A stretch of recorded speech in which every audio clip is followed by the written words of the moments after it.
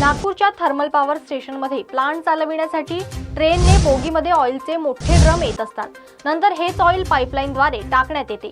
मात्र मुख्य अभियंता व इतर कर्मचाऱ्यांच्या निष्काळजीपणामुळे पाईपचे बेरिंग सुरू आहे। यामुळे ड्रमातील जवळपास 20,000 लिटर ऑइल सरळ कोराडी स्थित कोलार नदी व बिना संगम नदीत प्रवाहित झाले। यामुळे लाखोंचे नुकसान झालेले आहे। गेल्या 6 तारखेपासून निष्काळजीपणाचा कळस गाठला आहे। यामुळे जनतेच्या पैशाची सरळ लूटमार सुरू आहे। याला जबाबदार कोण असा प्रश्न आता नागपूर जिल्हा ग्रामीणचे काँग्रेस कमिटी अध्यक्ष आकाश उके यांनी उपस्थित केलेला आहे।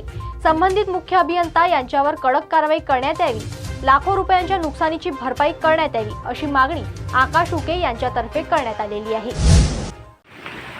जो कोराडी पावर स्टेशन से जो पानी आ रहा है राख मिश्रित, उसमें से जो ऑयल बह के आ रहा है, एमसीबी के अधिकारियों ने कामगार को लगा के जो ऑयल जमा किए हैं, देख सकते हैं इसमें ऑयल है और ऑयल के बैरिकेड पूरे भरे हुए हैं। मित्रांनो, क्रांतिकारी जय भीम। मी आकाश उके, काँग्रेस पार्टी कामगार सेल नागपूर जिल्हा ग्रामीण अध्यक्ष। आज तुम्ही पाहू शकता की मी 7 या गेटवर आहो।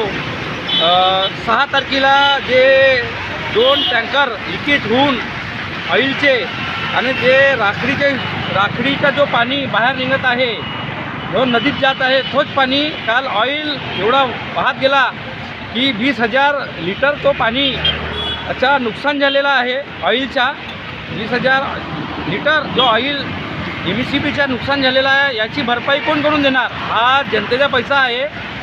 याच्यामुळे माझी अशी शासनाला आणि प्रशासनाला आणि ऊर्जा मिनिस्टरला अशी माझी विनंती आहे की तातडीने संबंधित अधिकारी व मुख्य अभियंत्यांना सस्पेंड करण्यात यावं, अन्यथा काँग्रेस पार्टी कामगार सेलच्या वतीने धरणे आंदोलन करण्यात येईल। यांची संपूर्ण जबाबदारी शासन आणि प्रशासनाची राहील।